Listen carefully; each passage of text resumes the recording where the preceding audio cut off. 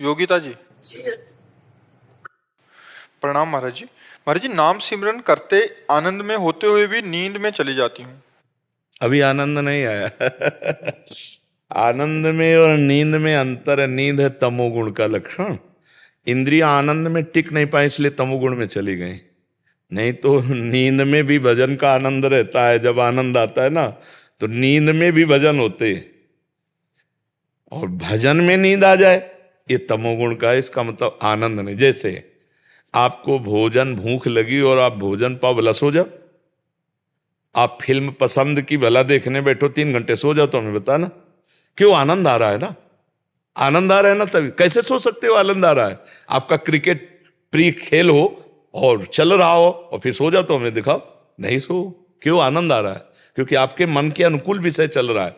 भजन को मन में आनंद नहीं मिला इसलिए नींद में चला गया। अगर मन को भजन का आनंद मिला होता तो नींद में नहीं जाता। हाँ, जब भजन का आनंद मिलेगा तो 5 बातें ठीक हो जाएंगी। नारायण हरि भजन में पांचों न सुहात विषय भोग, निद्रा नींद, हंसी मजाक, बहुबात भोग, ये सब अच्छा। नहीं खान पान ते भावे है, नहीं कोमल वसन सुहावे है, सब विषय लगे ते खारा है, हरि आशिक कामग न्यारा है। तुम सच्ची मानना, मतलब 24 घंटे में 15 मिनट लेटने पर ऐसा लगता था हम बहुत सो गए। 15 मिनट एकदम जैसे उठ के बैठ गए। लगा 15 मिनट है यार, इस घड़ी खराब है क्या। ऐसा दिमाग में छाया हुआ था भजन करना। तो नींद 15 मिनट लेटे एकदम। जब तमोगुण नहीं तो फिर नींद कहां से। तमोगुण में ही नींद है। निद्रा आलस्य प्रमादोत्थम तत्तामस मुदाहृतम। प्रमाद और तमोगुण, नींद आलस्य, ये तमोगुण के प्रभाव से आता है। न रजोगुण न तमोगुण। तो नींद कहां। सात्विक। भजन करते करते नींद में चले जाना है तमोगुण की प्रधानता का लक्षण है। ये नहीं होना चाहिए। खड़े हो जाओ, खड़े होके भजन करो, टहल के भजन करो। भजन के समय नींद नहीं, नींद के समय भजन करो। लेकिन भजन के समय नींद नहीं। जैसे अब सो रहे हैं तो सोने जाए तो राधा राधा राधा। हमें सोने की चिंता नहीं। हम राधा राधा करते हुए कब सो गए, फिर जब जगेंगे तो राधा राधा करते हुए जगे, अपनी दिनचर्या में लगे, तब ऐसे भजन होता है। इसे नहीं कि भजन में आनंद आ रहा है तो नींद में चले गए। आनंद में कैसे नींद आ सकती है, हमें जरा बताना। आपको उदाहरण कही दिए। कुछ भी आप कहीं भी आनंद लग रहा हो, आपका मनोरंजन कोई चल रहा हो, सीरियल हो, आप देखो भला सो जाओ। बिल्कुल नहीं सोए क्योंकि आनंद आ रहा है ना। नींद में आनंद ही आता है। नींद में एक आनंद होता है। संसार के चिंतन को छोड़ करके 6 घंटे बिल्कुल रहे तो इंद्रियां पुष्ट हो गई। उनको एक आनंद आता है, एक नया जीवन सा मिलता है। 6 घंटे नींद में क्या होता है, संसार का चिंतन नहीं होता। ऐसे ही जिस मनोरंजन को आप देखते होते हैं तो अन्य सब चिंतन भूल जाता है, वो आनंद आता है। और अगर भगवान के चिंतन में सब चिंतन भूल जाए तो परमानंद आ जाए। वही तो हम कर रहे हैं। अपने लोग वही तो कर रहे कि भगवान के चिंतन में इतना तन्मय हो जाओ कि सब चिंतन भूल गया तो परमानंद की बाढ़ आ जाए।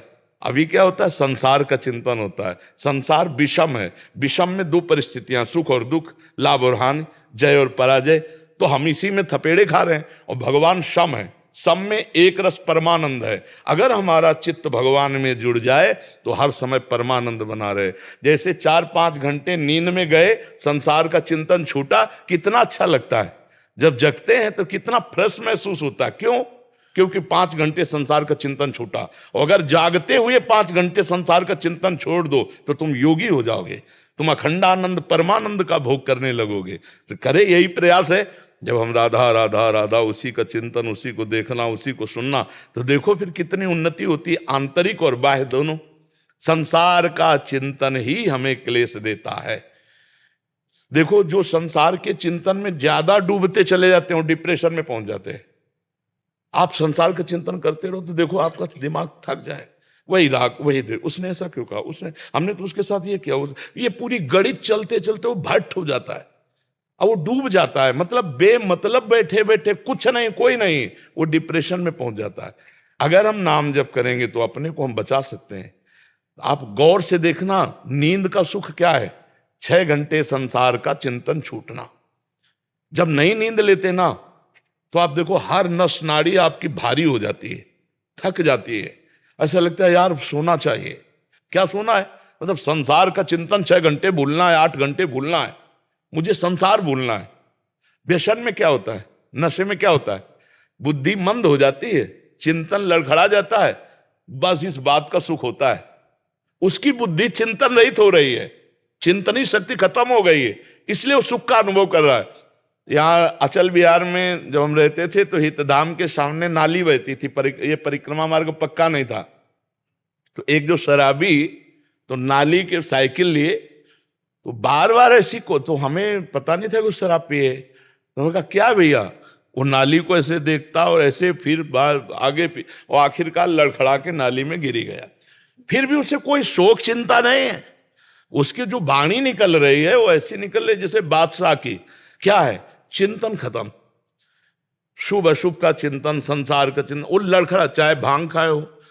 ये जितने नशे हैं ये सब शरीर को एकदम शिथिल करना और बुद्धि का चिंतन हटा देना, बस इसी का आनंद है। और सोचो अगर यही काम आप जागृत अवस्था में भगवान में लगा दो तो बुद्धि पंग हो जाए, तो वही समाधिस्थ महापुरुष कहे जाते हैं, वही योगी कहे जाते हैं, वही भगवान के प्रियजन कहे जाते हैं। देखो ना, एक बिंदु पर अपने चित्त को लगा कर देखो। थोड़ी देर अगर आपको शक्ति ग्रहण करनी तो हम आपको बता, कोई एक बिंदु तय करो, जैसे ऐसे बैठे हैं, कोई एक बिंदु तय करो और उसी में नेत्र लगा दो और बस राधा राधा राधा, आंख खुली हो मुंह बंद।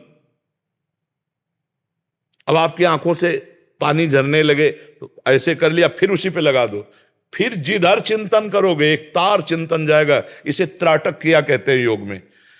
कितने अपने पास साधन है जिससे हम एकाग्रता को समेट कर भगवान के चरणों में चिंतन में लगाएं, अभी आनंद आ जाए। जादू मंत्र टोना और ये जो आते हैं ना वो कैप्सूल जैसे, वो क्या कहते हैं उनको, जंतुर, इनसे काम नहीं बनने वाला। तुमको हाँ ज्ञान विज्ञान संपन्न होना पड़ेगा। ये सब छूछा, ये सब नाटकबाजी से नहीं निकलना। देखो जैसे नाम जब भी चल रहा हो, चिंतन भी दूसरे आ रहे हो, तो क्या मन के 2 विभाग हो जाते? हाँ, मन के 2 विभाग हैं ही। जैसे बुद्धि को 2 विभाग है ना, रावण से विभीषण जी कह रहे हैं, कुमति सुमति सबके उरराही नाथ निगामपुर। हाँ, जहां सुमति तहां संपत्ति नाना, जहां कुमति तहां मतलब सुमति और कुमति जैसे होती है।